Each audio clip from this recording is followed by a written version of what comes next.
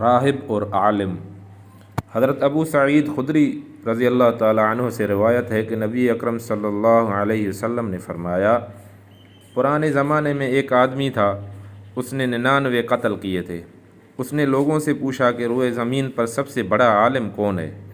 لوگوں نے اس کو ایک راہب کا پتہ بتا دیا۔ وہ راہب کے پاس گیا اور اس سے کہا کہ میں نے 99 قتل کیے ہیں، کیا میری توبہ قبول ہو سکتی ہے؟ اس نے کہا نہیں۔ چنانچہ اس نے راہب کو بھی قتل کر کے 100 پورے کر لیے۔ پھر لوگوں سے پوچھا کہ روئے زمین پر سب سے بڑا عالم کون ہے؟ اس مرتبہ لوگوں نے اس کو ایک عالم کا پتہ بتا دیا۔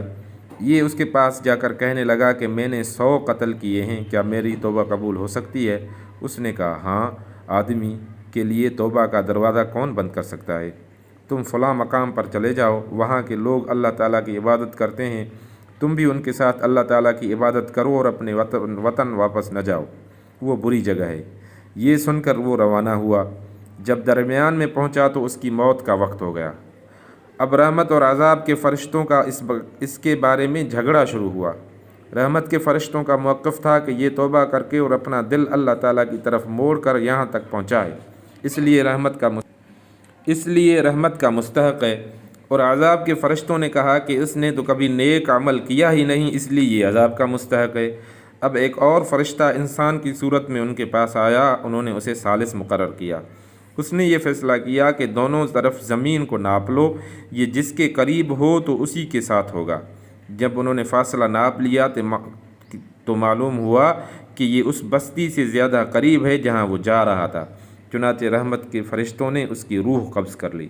بخاری اور مسلم۔ اس کہانی میں ہمارے لیے بہت سے اسباق ہیں۔ پہلا سبق یہ ہے اس قصے میں کہ توبہ کرنے والے کے گناہ خواہ کتنے ہی زیادہ ہوں، اللہ تعالیٰ کی رحمت اس سے کہیں زیادہ وسیع ہے۔ اللہ تعالیٰ کا ارشاد ہے، قُلْ يَا عِبَادِيَ الَّذِينَ أَسْرَفُوا عَلَىٰ أَنفُسِهِمْ لَا تَقْنَطُوا مِن رَحْمَةِ اللَّهِ إِنَّ اللَّهَ يَغْفِرُ الذُّنُوبَ جَمِيعًا۔ کہہ دو اے میرے بندو جنہوں نے اپنی جانوں پر زیادتی کی، اللہ کی رحمت سے مایوس نہ ہوں، اللہ تعالیٰ تو سب کے سب گناہ معاف فرماتا ہے۔ یہ اللہ تعالیٰ کی وسیع رحمت ہے کہ گناہ خواہ کتنے ہی ہوں یہ ان کے لیے کافی ہو جاتی ہے۔ یہ اللہ تعالیٰ کی طرف پلٹ کر آنے کی ایک دعوت ہے ان گناہ گاروں کے لیے جو گمراہی، سرکشی، نافرمانی میں بھٹکتے ہوئے دور تک جا پہنچے ہیں۔ یہ ان کو اس بات کی طرف دعوت ہے کہ وہ نا امید نہ ہوں اور اللہ تعالیٰ کی طرف سے معافی کے وعدے پر اعتماد کریں۔ یہ تو انسان ہے، اس نے بہت گناہ کیے ہیں، یہاں تک کہ وہ گناہوں میں ڈوب گیا ہے، وہ دفاعی حصار سے نکل گیا ہے، وہ راستے سے بھٹک گیا ہے۔ اس کی اور اللہ کی خوشگوار رحمت اور اس کے حیات بخشش اور روح اور افزا شاہوں کے درمیان صرف توبہ کی گھاٹی حائل ہے۔ صرف توبہ ہی سے اسے ان نعمتوں سے سرفراز کر سکتی ہے۔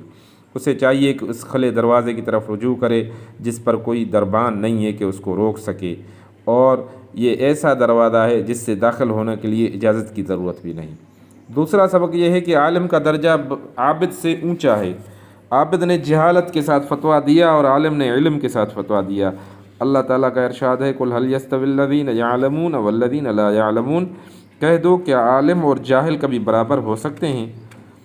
علم در حقیقت ایک معرفت ہے، یہ حقیقت پا لینے کا نام ہے، اس سے دل کی آنکھیں کھلتی ہیں۔ علم سے بندے کائنات میں موجود ناقابل انکار حقائق تک رسائی حاصل کرتا ہے۔ علم یہ نہیں ہے کہ ذہن میں صرف معلومات کا ایک ذخیرہ جمع کر لیا جائے اور ان سے انسانوں کو کائنات کے بارے میں کوئی رہنمائی نہ مل سکے۔ تیسرا سبق یہ ہے کہ مومن کو ایک ایسی جگہ کی ضرورت ہوتی ہے جہاں لوگ اللہ تعالیٰ کی عبادت کرتے ہوں اور وہاں کا ماحول ایسا صالح ہو کہ وہ انسان کو بھلائی پر آمادہ کرے۔